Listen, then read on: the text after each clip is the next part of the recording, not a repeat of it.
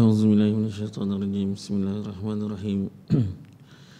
Alhamdulillahi rabbil alamin wassalatu wassalamu ala asyrafil anbiya'i wal mursalin wa ala alihi wa sahbihi ajma'in.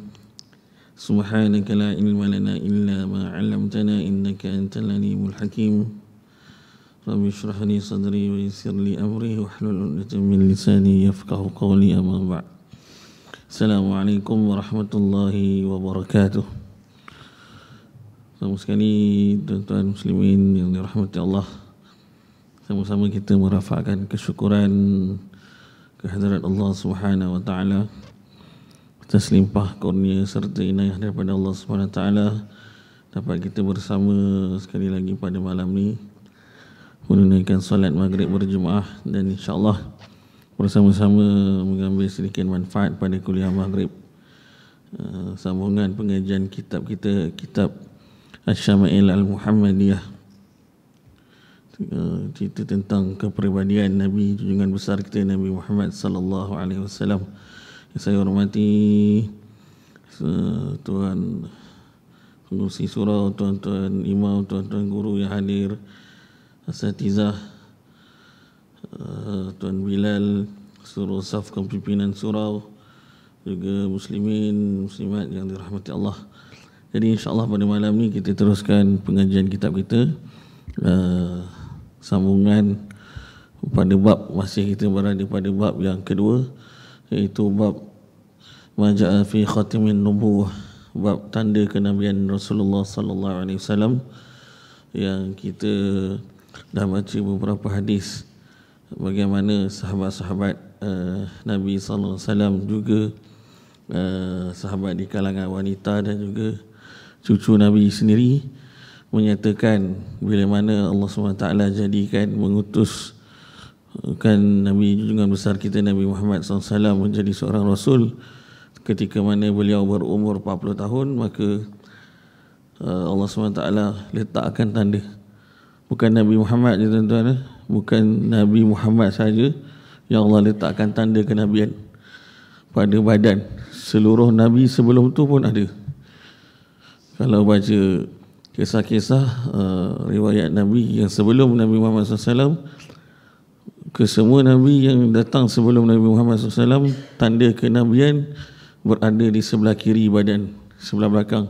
Tetapi Nabi Muhammad SAW yang dipanggil sebagai Nabi akhir zaman ni, Allah letakkan dia minta maaf, Nabi-Nabi yang lain tanda dia sebelah kanan badan, kecuali Nabi Muhammad ni dia terletak di belakang badan, di antara dua bahu, tetapi berat ke sebelah kiri, tulang belikat sebelah kiri. Beza dengan Nabi-Nabi yang datang sebelum ni. Semua Nabi ada tanda kenabian. Tapi khusus dalam ni, bila mana kita cerita tentang khatamun nubuwah Nabi Muhammad SAW ni, para sahabat sendiri ada yang melihat, ada yang merasa dengan tangan mereka sendiri tanda kenabian. Bagaimana mereka menceritakan, ada di dalam hadis yang kita dah baca sebelum ni, bagaimana sifat ataupun rupa bentuk tanda kenabian yang Allah letakkan pada belakang badan Nabi itu. Ada yang menyatakan seperti telur burung puyuh, sebesar telur burung puyuh. Ada yang nanti kita baca sambungan hadis ni, ada yang menyatakan sebesar telur burung merpati. Bagaimana yang dinyatakan ataupun yang diceritakan oleh sahabat-sahabat ataupun oleh ahli keluarga Nabi sendiri, Nabi Muhammad sallallahu alaihi wasallam. Jadi sebelum ni kita sampai pada hadis yang ke-19, saya rasa muka surat yang ke-26. Tuan-tuan adik-adik yang ada kitab ni, kita sambung muka surat yang ke-27. Sebelum ni hadis yang ke-19 ni hadis daripada cicit dia lah, cicit kepada Nabi SAW ni, cucu kepada Sayyidina Ali, iaitu Ibrahim bin Muhammad, yang bagaimana beliau ketika bersama Ali bin Abi Talib ni, dengan bersama datuk dia ketika itu, minta diceritakan bagaimana yang diceritakan tentang tanda kenabian Nabi ada pada tubuh badan Nabi SAW. Kita pun dah baca panjang satu hadis yang disebut ataupun yang diceritakan oleh Sayyidina Ali, iaitu sepupu dan juga menantu kepada Nabi sendiri, bagaimana Sayyidina Ali bin Abi Talib ni, dia cerita panjang lebar satu hadis tentang sifat ataupun tentang apa yang dikatakan sebagai khatamun nubuwah, tanda kenabian yang ada pada diri Nabi. Jadi ini hadis yang ke-19 sebelum ni kita berhenti cicit kepada Nabi ataupun cucu kepada Sayyidina Ali ni. Dia minta Sayyidina Ali ni ceritakan apa yang dilihat, apa yang dirasakan pada tanda kenabian. Jadi hadis yang ke-20 kita sambung pada malam ni, hadis yang ke-20 bab yang kedua, bab tentang tanda kenabian. Hadis yang ke-20 khusus menceritakan tentang rupa tanda kenabian Nabi SAW. Hadis daripada Abu Zaid Amr bin Al-Khattab Al-Ansari berkata kepada Al-Ba' bin Ahmar, qala li Rasulullah sallallahu alaihi wasallam, ya Aba Zaid, udnu minni famsah zahri, famasahtu zahrahu fawaqa'at asabi'i 'ala al-khatam. Qultu wa ma al-khatam? Qala sya'ratun mujtami'atun. Rasulullah SAW pernah berkata kepadaku, wahai Abu Zaid, kemarilah dan usaplah belakang badanku. Aku pun mengusap bahagian belakang badan Rasulullah SAW dengan jari jemariku, menyentuh tanda kenabian Nabi SAW. Kemudian Al-Ba' bin Ahmar Al-Yashkuri ini bertanya kepada Abu Zaid bagaimana bentuk tanda kenabian Nabi. Abu Zaid menjawab, seperti gumpulan rambut. Ini apa yang dinyatakan oleh, apa yang dirasai ataupun yang diceritakan oleh Abu Zaid kepada Al-Ba' bin Yashkuri. Abu Zaid ini salah seorang sahabat dari kalangan Ansar yang berada di Madinah. Kemudian antara sahabat yang banyak menyertai Nabi SAW juga dalam peperangan lebih daripada 13 kali. Kemudian beliau ni wafat pada tahun 60 Hijrah. Jadi dalam hadis ni nak ceritakan kisah tentang bagaimana sahabat ni Abu Zaid ni dia cerita kepada Al-Ba' bin Ahmar Syukuri ni tentang tanda kenabian Nabi SAW ni. Dalam ni dia katakan Imam Qastalani juga menyatakan dalam kitab dia katakan Abu Zaid ni tidak melihat tanda kenabian tu dengan mata dia, tetapi dia merasai dengan tangan jari dia. Itu sebab Nabi ada kisah satu ketika saya katakan bila mana Nabi sendiri antara sifat dia, sifat Nabi ini dia dapat merasai apa yang sahabat-sahabat dia inginkan. Satu ketika selepas ni ada satu hadis yang berkaitan juga tentang bagaimana Nabi minta sahabat dia untuk merasai, beliau tahu isi hati sahabat ni, nak tahu tentang tanda kenabian, jadi dia minta sahabat dia masukkan tangan ke dalam badan dia. Jadi itu antara ciri sifat bila mana kita tahu Nabi SAW ni apa yang sahabat inginkan, sahabat nak tengok, dia dapat rasai. Di dalam ni dikatakan bila mana Imam Qastalani kata Abu Zaid ni sahabat Nabi ni dia bukan melihat dengan mata tanda kenabian tersebut, tetapi dengan rasai, dia rasa dengan tangan. Dia masukkan tangan ke belakang badan Nabi, di antara dua bahu Nabi ni di belakang ada satu benjolan. Yang dikatakan sifat benjolan tu berwarna dikatakan ada berwarna yang kita baca sebelum ni hadis dikatakan berwarna hitam. Tetapi ulama bersepakat kebanyakan sahabat-sahabat yang ceritakan berwarna merah kemerahan seperti warna kulit Nabi sallallahu alaihi wasallam. Jadi ketika ni juga dikatakan bagaimana kita tahu dalam hadis ni bila mana Al-Ba' bin Ahmar ni minta kepada sahabat Abu Zaid untuk ceritakan apa yang dirasai, apa yang dikatakan tentang tanda kenabian pada tubuh badan Nabi ni, kita ketahui bahawasanya bagaimana salah satu lagi sifat ataupun sikap Nabi ni, dia suka melayani para sahabat.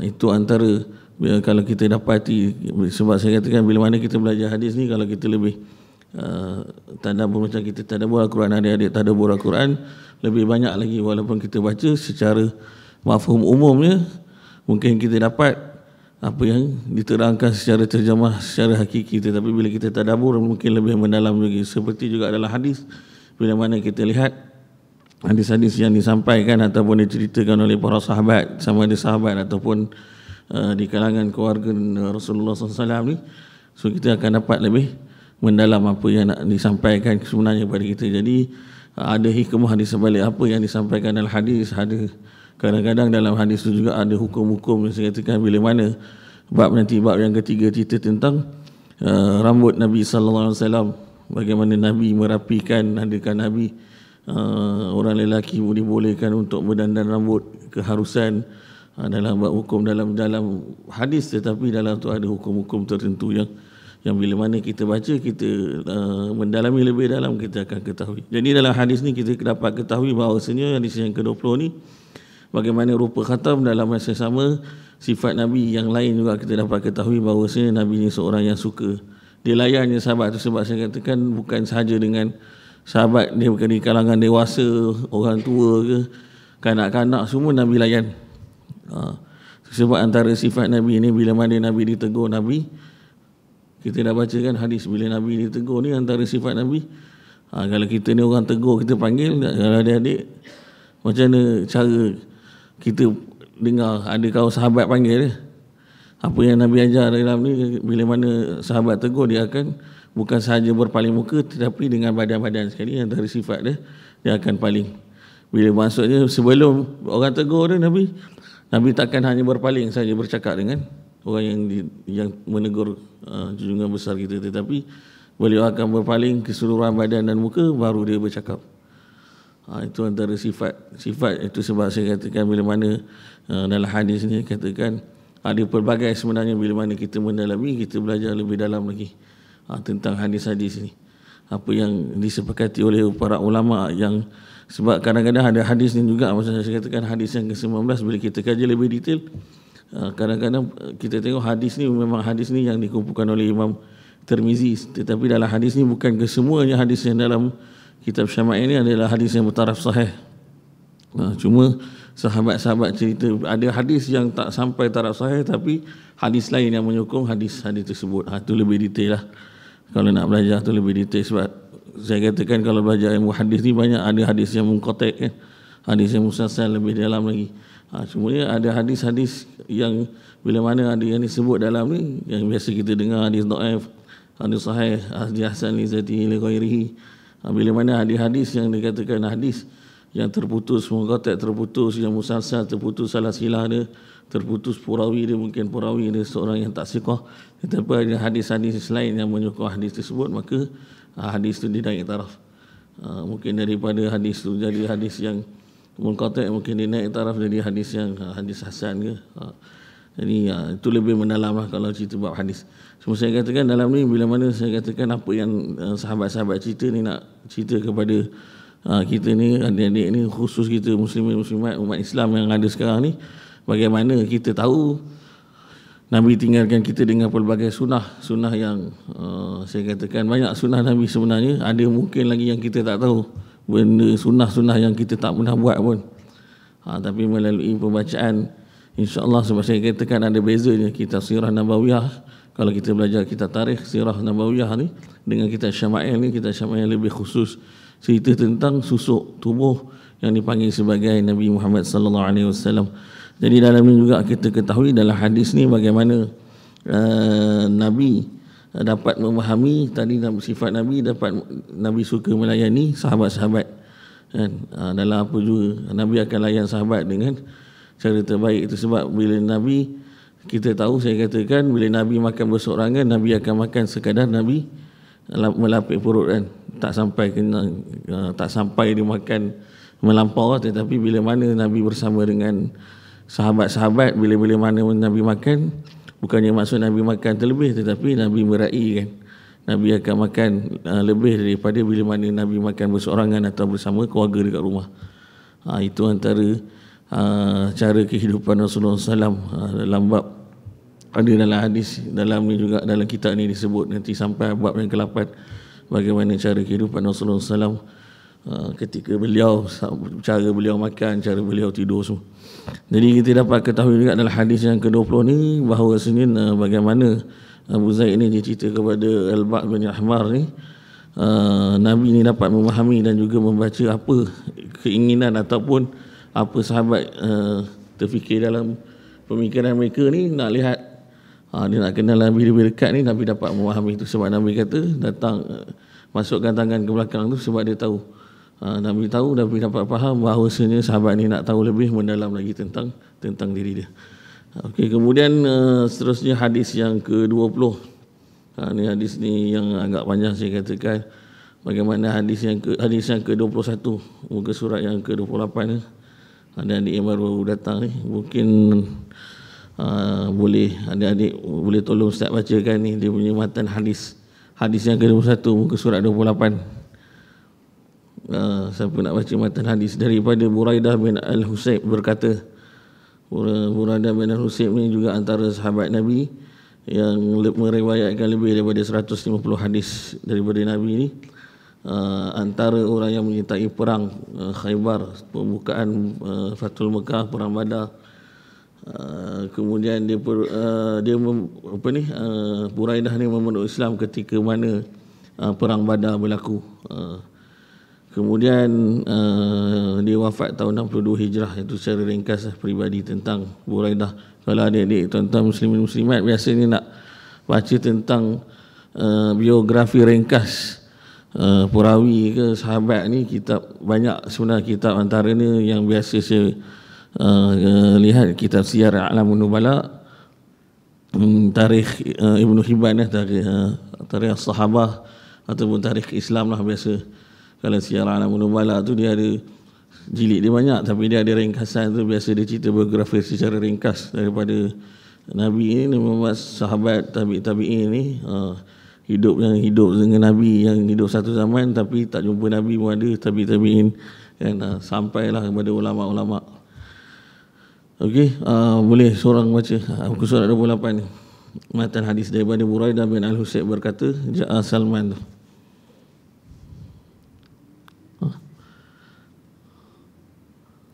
Okey, silakan.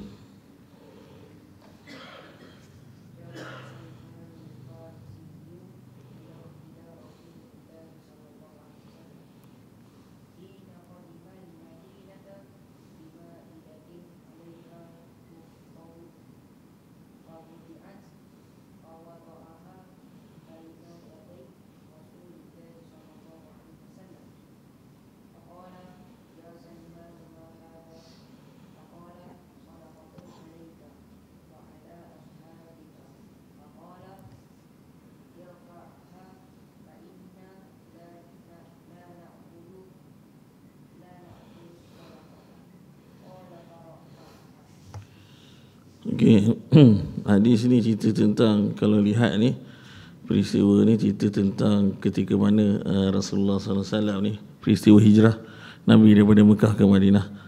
Salman Al-Farisi ni asal daripada Asbahan. Asal dia orang Farsi. Dia beragama Majusi. Kemudian dia tukar agama Nasrani. Dan akhirnya bila peristiwa hijrah ni berlaku, dan dia lihat peristiwa hijrah adalah hadis yang kita nak baca ni panjang ni, ketika mana peristiwa hijrah Nabi sampai ke Madinah dan akhirnya dia beriman kepada Nabi, dia masuk Islam. Asalnya dia agama Majusi, kemudian masuk Nasrani. Tetapi cerita Salman Al-Farisi ni panjang, sebab Salman Al-Farisi ni dia mengikut kata guru dia, pendeta Nasrani. Kalau tuan-tuan baca sejarah, pendeta Nasrani, antara guru dia ketika dia beragama Nasrani ni, dia katakan dia suruh cari Nabi akhir zaman. Jadi dia ni berusaha untuk mencari Nabi akhir zaman, dan akhirnya bila mana dia berjumpa dengan Nabi SAW di Madinah, beliau ni memeluk Islam dan beliau juga menjadi khadam kepada Nabi ketika tu. Jadi selain daripada tu, kalau lihat kisah Salman Al-Farisi ni, sebenarnya Salman Al-Farisi dia peluk Islam, tetapi dikatakan ada satu peperangan yang tak disertai ketika tu sebab Nabi kena tebus Sebab ketika mana Salman Farisi ni dia pindah, lepas dia menganut agama Nasrani, dia pindah ke Syam, kemudian dia nak pergi ke Madinah bersama satu kabilah Arab Quraisy. Kemudian dia tipu oleh kabilah Arab Quraisy tu, dia kena jual dekat orang Yahudi. Itu sebab bila mana Nabi berhijrah ke Madinah, Nabi tebus. Adalah hadis ni panjang, nanti kita sambung baca bagaimana secara ringkasnya akhirnya Salman Farisi ni ditebus oleh Nabi disebab dia nak peluk Islam.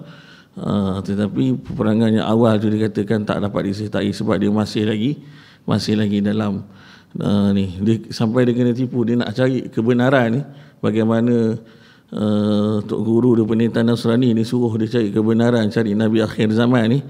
Dia sanggup berjalan dengan kabilah, kemudian kabilah ni tipu dia sampai kena jual kepada orang Yahudi, dan akhirnya bagaimana Allah tunjukkan tu. Sebab saya katakan bila mana kita lihat, tuan-tuan, adik-adik pasti bila mana ada ujian-ujian ni diturunkan, bila mana Nabi sendiri ditanya oleh sahabat kan, seorang sahabat Mus'ab bin Sa'din, daripada bapa dia Nabi ditanya golongan, ada 3 golongan.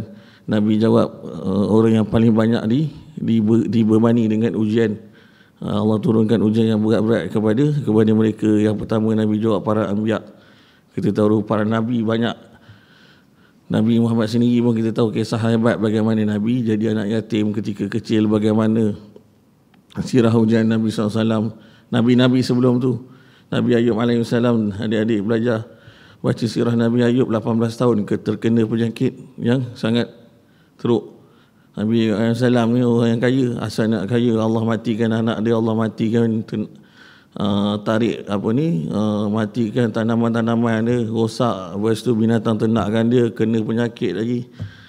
Tapi doa Nabi Ayub kepada Allah SWT apa? Sampai isteri dia minta 18 tahun kita kena penyakit, Nabi Ayub minta teruk.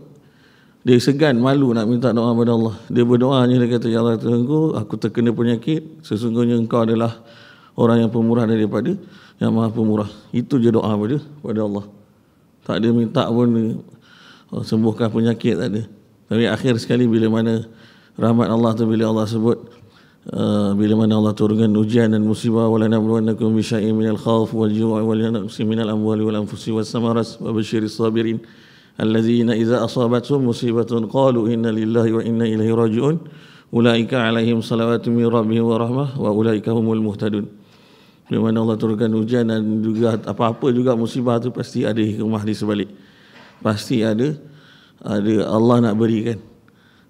Bagaimana Nabi Musa alaihissalam kan, Nabi yang hebat, yang bagaimana Allah nak tarik dia supaya dia tak bersandar kepada makhluk ciptaan Allah, supaya dia bersandar kepada Allah SWT. Bagaimana Allah tarik dia sehingga dia kisah dia bunuh kan, dia tak sengaja membunuh orang orang Mesir daripada puak Kiptiah. Jadi dia nak tolong orang bangsa Fir'aun berbangsa beragama orang kaum Bani Israel.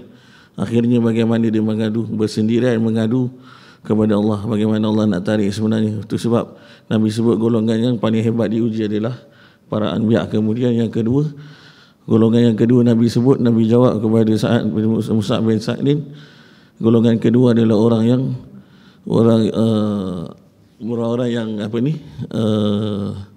golongan-golongan yang menjaga. Yang kedua dikatakan para ulama ataupun ilmuwan Islam, orang yang orang-orang soleh, orang yang soleh. Kita lihat bagaimana pernah ceritakan pelbagai Imam Bukhari di akhir riwayat hidup dia tak didendang oleh orang kampung dia sendiri, Bukhara, dan nak datang balik ke kampung dan merantau seluruh dunia cari ratusan ribuan hadis sahih ni, datang balik kampung dia nak mengajar kat kampung dia tak benarkan. Sebab kena fitnah. Pergi kampung Imam Muslim dekat Naisabur pun sama, tak boleh juga mengajar. Bagaimana Allah. Tetapi rahmat Allah selepas tu, bagaimana kita sekarang ni sampai sekarang kitab ataupun hadis-hadis yang dikumpulkan oleh Imam Bukhari, semua orang seluruh dunia, seluruh umat Islam masih lagi guna dan baca kitab-kitab yang ditulis karangan-karangan hebat. Kemudian yang ketiga Nabi jawab berdasarkan orang yang diuji itu berdasar kepada agama. Kalau semakin hebat diuji itu, maksudnya makin hebat dia punya agama, makin beratlah lagi, semakin hebatlah ujian dia. Sebab Allah nak tengok bagaimana kesabaran dan juga kita punya sabar tu. Memang bukan senang kata sabar dan juga redha tu. Itu sebab bila mana Allah sebut semakin berat ujian tu, apa yang nak beri kepada kita, semakin banyak ganjaran pahala yang Allah nak beri kepada kita bila mana Allah turunkan ujian kepada kita juga. Saya katakan bila mana dalam ni kita lihat dalam hadis ni bagaimana Salman Farisi ni nak peluk ni kan, Allah nak bagi dia hidayah masuk Islam, tetapi hebat ujian yang Allah beri kepada dia dan akhirnya dia memeluk Islam, jadi seorang yang hebat. Antara orang yang bagi idea dalam perang apa, nak gali lubang, perang Khandaq kan, selepas tu Salman Farisi, idea dia diguna pakai oleh Nabi SAW dalam perang Khandaq, digali lubang untuk strategi peperangan ketika tu. Jadi kisah ni kisah bila mana dalam ni kita tahu bila mana daripada hadis daripada Buraidah al-Husayb yang dikatakan ketika Rasulullah SAW ni tiba di Madinah, Salman Al-Farisi ni dia datang membawa hidangan berisi kurma untuk Rasulullah SAW. Kemudian hidangan itu diletakkan di hadapan Rasulullah. Kemudian Rasulullah tu menolak, dia katakan, wahai Salman, apakah ini? Salman menjawab, ini sedekah untukmu dan sahabatmu. Rasulullah kata, angkat hidangan ini dan sesungguhnya tidak boleh makan barangan sedekah. Kemudian Salman membawa hidangan itu bergizi daripada situ. Disambung lagi dalam hadis ini dia katakan,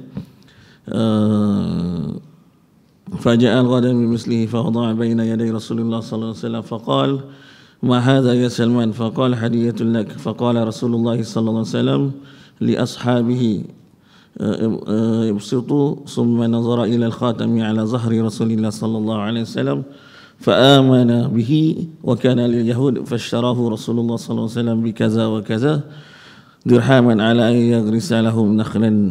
Keesokan hari ini Salman datang lagi sekali, dihidangkan benda yang sama, hidangkan kurma kepada Nabi dan juga sahabat tu. Kemudian diletakkan kepada hadapan Rasulullah. Rasulullah bertanya, apakah ini Salman? Salman menjawab, ini adalah hadiah untukmu. Rasulullah kata kepada sahabat, maka hidangkanlah kurma tersebut. Dan waktu itulah, ketika itulah bagaimana Allah SWT tarik hati Salman ni, dia nak mencari dengan kejujuran dia, mengikut apa yang pendeta Nasrani, tok guru dia masih belum memeluk Islam, beragama Nasrani. Kejujuran dia bagaimana nak cari kebenaran yang dikatakan Nabi akhir zaman tu. Maka dia kata, pada waktu tu Salman terlihat adanya tanda kenabian di belakang bahagian Nabi SAW, iaitu antara dua bahu Nabi di sebelah atas. Kemudian dengan keadaan tu Salman menyatakan keimanannya kepada Rasulullah SAW. Tapi ketika itu Salman ni, saya katakan, bila mana Allah uji dia kena tipu dengan puak kabilah Quraisy kan. Dia jual kepada orang Yahudi. Ketika tu Salman masih lagi berada menjadi seorang hamba kepada seorang Yahudi. Kemudian Rasulullah SAW ni menebus menebus Salman itu dengan sekian-sekian dirham. Dalam ni dikatakan cara membayarnya adalah dengan menanam kurma di atas sebidang tanah untuk mereka. Kalau ada dibaca kat bawah ni nota kaki, dikatakan menurut maklumat yang Salman peroleh daripada pendeta Nasrani, akan akhirnya satu Nabi yang dipanggil Nabi akhir zaman. Maka carikan Nabi tersebut dan nak tahu bagaimana Nabi itu adalah Nabi akhir zaman. Dan dikatakan di belakang badannya ada khatamun nubuwah, tanda kenabian. Jadi bagaimana dalam ni kita tahu Nabi Salman Al-Farisi ni bersungguh-sungguh. Itu sebab bila mana Allah bagi dia ujian dan akhirnya Allah tarik, beri dia hidayah, dan bagaimana akhirnya dia beriman kepada Allah dan juga Rasul dia. Jadi dalam ni juga dicerita bagaimana tebusan, nak tebus Salman ni, nak memerdekakan dia daripada orang Yahudi itu, dia kena tanam 300 pokok kurma sehingga tumbuh dengan baik, ditambah dengan 40 batang emas. Kemudian dikatakan para sahabat membantu Salman dengan benih pokok kurma. Rasulullah sendiri menanam pokok tersebut, sedangkan yang menyediakan batang emas adalah seorang sahabat. Salman tidak dapat ikut perang Badar dan Uhud kerana dia masih lagi belum merdeka, menjadi hamba kepada orang Yahudi tersebut. Kemudian pada ketika itu dia, walaupun dah memeluk Islam ketika itu, kemudian dia ikut berjihad pada perang Khandaq ataupun perang Ahzab. dan dia adalah yang mengusulkan bagi idea untuk menggali parit. Kemudian dalam ini juga dikatakan bagaimana Salman Al-Farisi ini bersama Rasulullah SAW tu dia membantu Rasulullah membantu Salman menanam pokok-pokok kurma ni sebagai tebusan kan, untuk ditebus Salman ni untuk dia merdeka. Kemudian semua tanaman kurma tu dikatakan berbuah.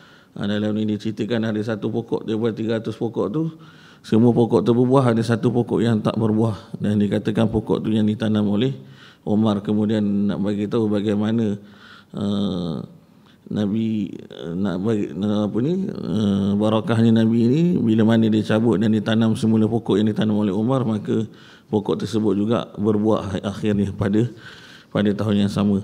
Jadi dalam ni hadis ni panjang ni kita ketahui bahawasanya bagaimana Allah Subhanahu Wa Taala ni nak tarik hidayah kepada seorang bukan Islam ni yang beragama, bertukar-tukar agama sama Farisi ni, kemudian mengajar kepada kita juga sebenarnya tuan-tuan dan adik yang dirahmati Allah, bagaimana bila mana kita bersungguh-sungguh dan juga dalam mencari kebenaran ni, bagaimana Allah ajarkan dan perlihatkan kepada kita ni Salman Al-Farisi bersungguh dan juga nak cari kebenaran tentang Nabi akhir zaman ni. Tetapi dengan ujian-ujian yang dilalui yang saya katakan tadi, pasti ada hikmah di sebalik bila mana Allah berikan di akhirnya tu. Sebab kalau kita adik-adik baca surah Baqarah tadi ayat 155 kan hingga 157, bagaimana bila mana Allah turunkan pelbagai ujian musibah ni, yang pertama Allah nak beri rahmat, yang pertama Allah nak berikan, Allah beri keampunan dan Allah sentiasa berselawat kepada mereka yang Allah uji mereka. Kemudian Allah beri rahmat kepada mereka. Bagaimana rahmat Allah ni kita tahu sangat luas kan. Rahmat Allah ni tuan-tuan kita tak boleh nak kira, sangat luas. Bagaimana kita ni dapat hadir, tuan-tuan rasai sendiri. Saya katakan bila mana Allah uji 2 tahun tak boleh nak datang ke Baitullah ni kan, disebabkan kita lihat ialah disebabkan Covid, benda yang kita tak nampak.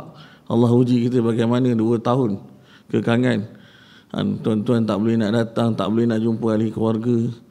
Bagaimana Allah uji. Tetapi di sebalik kesabaran dan ujian yang Allah berikan tu, bagaimana kita lihat hikmah di sebaliknya. Kita lihat apa yang berlaku sekarang, kesedaran daripada, terutama kalau kita khususnya kepada rakyat orang di Malaysia ni. Kalau kita lihat di seluruh dunia pun banyak kesedaran tentang Islam ni dah mula. Tetapi cerita-cerita ni khusus tentang di Malaysia ni, bagaimana kesedaran dari segi orang yang dulu mungkin kurang amalan bersedekah, kurang amalan-amalan yang ke arah kebaikan ni, kita lihat bila mana Allah uji tu pasti ada sebab. Tetapi Allah bagi tahu bila mana kita sabar dengan redha, maka Allah akan berikan kebaikan juga kepada kita. Tetapi bila mana kita tak boleh menerima apa yang Allah turunkan dan Allah uji tu, maka kadang-kadang akan datang kemurkaan daripada Allah SWT. Sebab apa? Sebab Allah sebut la yukallifullahu nafsan illa usaha kan. Allah tak akan beban kita ni kalau kita tak mampu untuk hadapi dia. Memang Ustaz boleh cakap lah, mudah je kan, sabar dan redha. Tetapi saya kata tuan-tuan, saya kata sini sebab saya sendiri terkesan dengan Covid. Saya masuk hospital, masuk stage ke-5, tuan-tuan bayangkan kan macam mana. Sebab bukan nak kata saya pun kadang-kadang dalam keadaan beremosi tu, sebab Allah sebut wala nabluwannakum bisyai'in minal khauf, bila mana datang sedikit ketakutan yang berkaitan dengan emosi. Tuan-tuan bayangkan saya duduk atas katil lepas keluar ICU, tak boleh berjalan, tandas sebelah saya. Saya sampai tahap fisioterapi datang ajar saya untuk berjalan macam budak-budak, berdiri. Kali pertama lepas saya ditidurkan 2 minggu, first time saya berdiri, saya boleh berdiri, mampu berdiri selama 5 saat je. Tuan boleh bayangkan, 5 saat saya tak boleh berjalan. Kemudian baru belajar jalan step by step macam budak orang baby baru nak berjalan kan. Seperti saya katakan, bila mana setiap apa yang kita diuji ni, sahabat-sahabat, kemudian sahabat kita pula diuji banyak lepas Covid, diuji dengan banjir kan. Kalau ikutkan kita memang tahu musim tengkujuh setiap tahun ada, tetapi tiba-tiba Allah uji lebih hebat lagi. Itu sebab yang berkaitan dengan wa na'sim minal amwali wal anfusi was samarat. Kumpul harta, sahabat kita bukan nak kata tak boleh kumpul harta, tetapi ada rumah kita dah bekerja keras, usaha nak tinggalkan untuk ahli keluarga, sekali mata je Allah tarik, kena banjir kan, rumah habis musnah. Ini pun sekarang banyak berlaku. Allah suruhkan bila mana tanah runtuh banyak. Tapi bila mana Allah sebut kita sabar, sebab tu sebab bila mana Allah sebut semakin berat ujian tu, sebab golongan yang diuji berdasarkan agama tu, kalau agama kita ni lebihkan agama tu, Allah dan Rasul daripada segalanya, maka ujian Allah berikan tu lebih hebat. Tetapi bila mana kita sabar, redha, dan juga kita boleh hadapi, yang paling penting saya katakan jangan ada perasaan saya selalu pesan su'uzan kepada pencipta, kepada Allah SWT. Jangan kata bila mana Allah turunkan sesuatu ni, kenapa orang lain tak kena, saya kena, ibadah saya lebih hebat daripada orang lain. Bila kita berfikir macam tu, maka amalan-amalan kita tu Allahu'alam, saya katakan.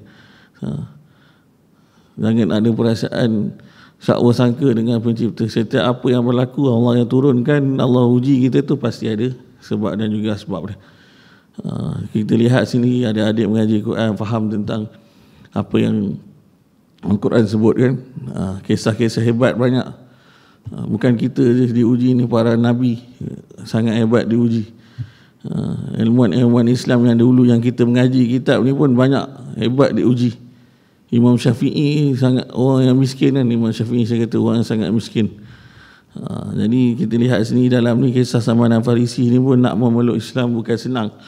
Memang hidayah tu milik Allah, Allah dah beri hidayah, tetapi laluan jalan cerita bagaimana dia nak sampai dia boleh beriman kepada Allah dan Rasul tu sangat hebat. Allah jadikan. Jadi dalam ni dikatakan pengajaran daripada hadis ini, daripada hadis yang 21 ni tentang kisah Salman Al-Farisi memeluk Islam ni, bagaimana dikatakan dia melihat sendiri tanda kenabian Nabi, kemudian dia terus beriman kepada Nabi, kepada Allah dan juga Rasulnya. Yang pertama kita tahu kebaikan Nabi ni dalam pergaulan. Kebaikan Nabi SAW ni dalam pergaulan ni tanpa mengira status, yang katakan tak kira dengan budak kecil ke, dengan hamba ke, dengan orang berpangkat ke, Nabi layan sama rata. Itu yang diajarkan, itu antara sifat lain Nabi. Dia tak ada kira, katakan bila mana orang tegur, pemimpin besar tegur, dia layan lebih daripada orang lain. Tak kira status, Nabi layan kebaikan. Bagaimana Nabi melayan sahabat-sahabat dia, melayan orang-orang yang walaupun orang yang mencaci maki dia, yang bukan Islam, sama rata. Kemudian yang kedua, bagaimana keperhatianan Nabi SAW ni dalam terhadap kesusahan sahabat-sahabat.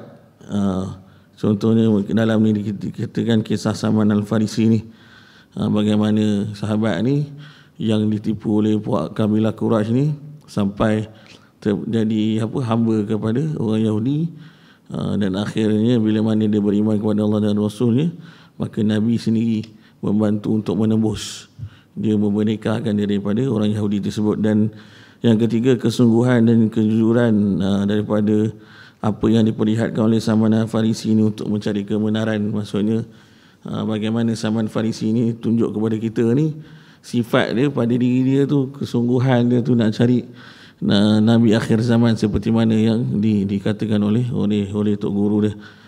Jadi dia, bila mana adik-adik pun belajar tu, sebab bila mana kita belajar kena belajar bersungguh-sungguh dan kita kena jujur dengan apa yang kita ada. Bila mana, maksudnya tu sebab saya katakan bila mana kita belajar, tuan-tuan dan adik-adik yang dirahmati Allah, kita belajar ni sekurang-kurangnya, saya katakan kalau tak dapat amalkan semua sunnah, sekurang-kurangnya satu sunnah yang Rasulullah SAW ajarkan tu kita dapat amalkan sehingga kita di akhir kita punya hayat. Juga apa yang kita belajar ni kita praktikkan, sebab benda tu bila mana kita tak praktik tu, sebab benda tu kadang-kadang kita jadi khilaf, salah faham. Kita tahu benda tu, kita belajar, cuma kita tak amal dan juga kita gunakan. Jadi dalam dua hadis yang kita baca ni dan hadis yang panjang daripada Salman Al-Farisi ni, adik-adik tuan-tuan yang dirahmati Allah, kita ketahui bahawasanya Kita baca satu hadis lagi ni sebelum kita berhenti ni. Hadis yang ke-22 ni. Hadis ni daripada Abu Nadr Al-Awwaqi berkata, Sa'altu Aba Sa'id Al-Khudri an khatami Rasulullah SAW, ya'ni khataman nubuwah. Faqala kana fi zahri bana'atan nashizah. Aku bertanya kepada Abu Sa'id Al-Khudri perihal tentang tanda Rasulullah SAW, tanda itu tanda kenabian yang ada berada belakang badan Nabi. Kemudian Abu Sa'id menjawab, tanda kenabian itu ada di bahagian belakang badan Rasulullah SAW berupa daging yang timbul. Dikatakan dalam ni dalam hadis yang ke-16 pun kita buat ada satu hadis yang menceritakan tentang bagaimana sifat apa ni, sifat tanda kenabian tu. Dia berwarna, dikatakan dekat sini satu daging, seakan-akan satu daging yang timbul. Tapi para sahabat menyatakan ada yang sebesar telur burung puyuh sebelum ni, telur burung puyuh yang sebesar apa ni, ibu jari ni. Tetapi kalau kita lihat dalam hadis yang seterusnya, hadis-hadis yang ini menyatakan kebanyakan ulama bersepakat bila mana keadaan ada pendapat, dua pendapat, bila mana tanda kenabian tu dia mengecil seperti telur burung merpati. Sebab ada sahabat mengatakan pendapat yang kedua, bila mana dirasakan tanda kenabian pada belakang yang timbul tu, pada belakang Nabi tu, bila mana dia rasakan macam besar seperti penumbuk. Sebab ada sahabat yang menyatakan dua pendapat keadaan sifat tanda kenabian yang ada pada belakang Nabi. Cuma dalam ni Sa'id Al-Khudri menyatakan merasakan tanda kenabian ni seperti satu potongan daging yang timbul yang berada di belakang badan. Saya kata belakang badan ni di antara dua bahu, tapi dia lebih sebelah kiri, berada di sebelah belikat sebelah kiri badan. Kemudian Imam Al-Qurtubi juga dalam satu hadis yang sabit dikatakan tanda kenabian Nabi ni berada di sebelah tulang belikat kiri.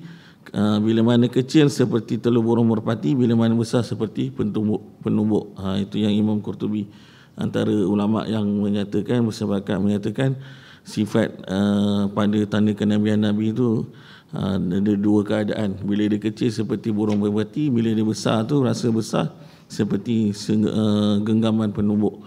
Jadi dalam kita lihat hadis ni daripada tabi'in. Abu Nadrah ni seorang tabi'in, antara orang tabi'in yang banyak mengambil hadis daripada sahabat-sahabat. Itu sebab dalam saya katakan hadis-hadis ni yang dikumpulkan oleh Imam Tirmizi ni, hadis sama dia hadis-hadis yang diceritakan sendiri oleh para sahabat atau ahli keluarga, ataupun hadis-hadis yang diambil daripada sahabat-sahabat lain kemudian diceritakan semula antara tabi'in. Kita tahu.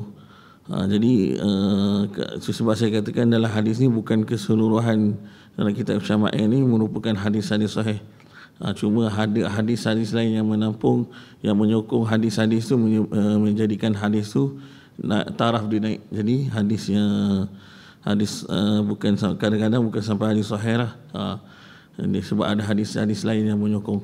Okey, jadi daripada tiga hadis ni tuan-tuan dan adik yang dirahmati Allah, dalam bab Maja'a fi Khatamun Nubuwah ni kita dapat tahu lagi lebih detail tentang bagaimana tanda kenabian Nabi ni dari segi sifat dia, dan juga bagaimana daripada tanda kenabian ni juga kita ketahui perbuatan yang Nabi zahirkan merupakan sifat yang Allah nak tonjolkan, sifat kebaikan.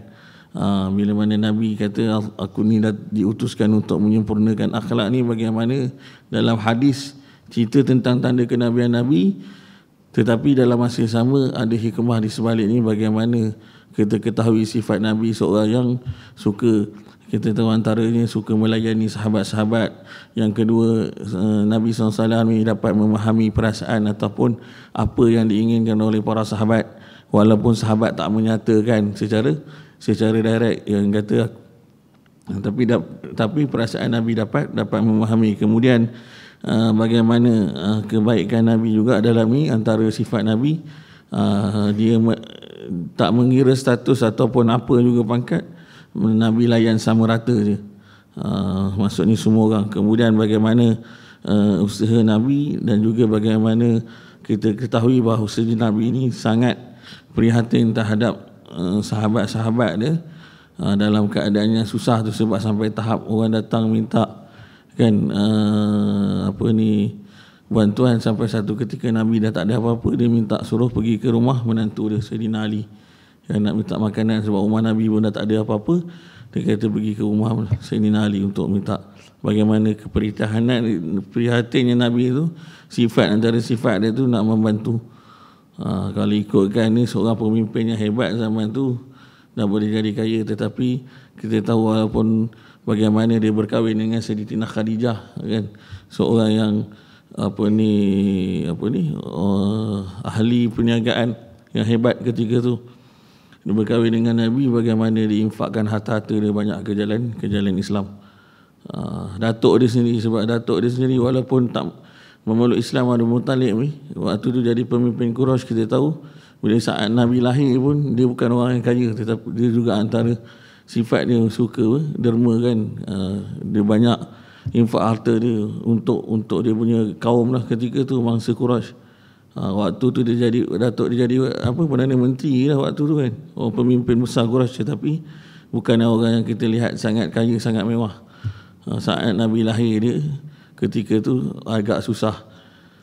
Jadi itu antara kita lihat bila mana kejadian yang Allah SWT jadikan kepada Nabi, bagaimana walaupun Allah SWT turun bagaimana nak cerita tentang tanda kenabian, tetapi dalam masa sama Allah nak cerita, Allah nak tunjukkan kepada kita, nak perlihatkan kepada kita sifat-sifat yang ada pada diri Nabi, dari segi zahir maupun dari segi lahir, dari segi dalaman dia, daripada hati dia. Jadi insyaAllah tuan-tuan, kita berhenti setakat hadis yang ke-21 ni, ke-22 ni, pada muka surat 31 ni. InsyaAllah bulan depan kita sambung lagi, habiskan untuk bab yang ketiga ni, bab yang kedua, kemudian kita sambung bab yang ketiga, bab tentang bagaimana rambut Rasulullah sallallahu alaihi wasallam. Jadi InsyaAllah kita berhenti pada muka surat 31 ada hadis yang ke-22. Yang baik itu daripada Allah SWT, yang buruk itu daripada diri saya sendiri. Mudah-mudahan apa yang saya kongsikan dapat manfaat, bukan saja pada diri saya, tuan-tuan, malahan pada masyarakat secara umum, insyaAllah. A'udzubillahi minasyaitanirrajim. Bismillahirrahmanirrahim. Alhamdulillahirrabbilalamin. Wassalatu wassalamu ala asyrafil anbiya'i wal mursalin wa ala alihi wa sahbihi ajma'in. Allahumma akhtim lana bihusnil khatimah wa la takhtim alaina bisu'il khatimah. Rabbana atina fid dunya hasanah wa fil akhirati hasanah wa qina azaban nar. Sallallahu ala sayyidina Muhammad wa ala alihi wa sahbihi wa baraka sallam. Walhamdulillahi rabbil alamin. Assalamualaikum warahmatullahi wabarakatuh.